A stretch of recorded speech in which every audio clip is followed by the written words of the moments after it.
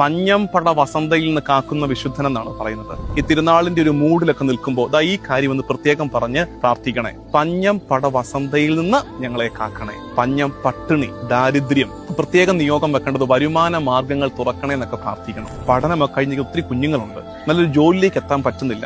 അപ്പൊ അവർക്ക് വരുമാന മാർഗങ്ങൾ തുറന്നു കൊടുക്കണേ കർത്താവേ എന്ന് നമുക്ക് ഈ ദിവസം പ്രത്യേകം സെബസ്ത്യാനോസിന്റെ മാധ്യസ്ഥം തേടി പ്രാർത്ഥിക്കാം. മുൻകാലത്ത് ഇങ്ങനെ അങ്ങോട്ടും ഇങ്ങോട്ടൊക്കെ യുദ്ധങ്ങൾ ഉണ്ടായിരുന്ന കാലമാണ്, കൊള്ളക്കാരൊക്കെ ഉണ്ടായിരുന്ന കാലം, യുദ്ധം. അപ്പൊ നമ്മുടെ കാലത്തോ കലഹം, വിദ്വേഷം, വെറുപ്പ് ഒക്കെ പ്രാർത്ഥിക്കണം. അതായത് ഞങ്ങളുടെ കൂടപ്പുറപ്പുകൾ തമ്മിൽ, സുഹൃത്തുക്കൾ തമ്മിൽ, അയൽപക്കങ്ങൾ തമ്മിൽ ഒക്കെ വലിയ പടപ്പുറപ്പാടുകളാണ് ഇപ്പോ. അപ്പൊ അതുകൊണ്ട് അത്തരം കലഹങ്ങളിൽ നിന്ന്, യുദ്ധസമാനമായ അന്തരീക്ഷങ്ങളിൽ നിന്ന് ഞങ്ങളെ കാക്കണേ. വസന്ത എന്താണത്? രോഗാവസ്ഥകളിൽ നിന്ന്. ശരിക്കും മിക്ക കുടുംബങ്ങളും ഉലഞ്ഞു പോകുന്നത് സാമ്പത്തിക ബുദ്ധിമുട്ട് പോട്ടെ, നമുക്ക് പരിഹരിക്കാം. കലഹമാണോ? രമ്യപ്പെടാം. പക്ഷെ ഈ രോഗം വന്നാൽ എന്ത് ചെയ്യും? ഇപ്പൊ രോഗം മൂലം വലയുന്ന ഒത്തിരി കുടുംബങ്ങളുണ്ട്. അവരെയൊക്കെ ഈ ദിവസങ്ങളിൽ ഓർത്ത് പഞ്ഞം പട വസന്തയിൽ നിന്ന് കാക്കുന്ന വിശുദ്ധൻ എന്നാണ് പറയുന്നത്.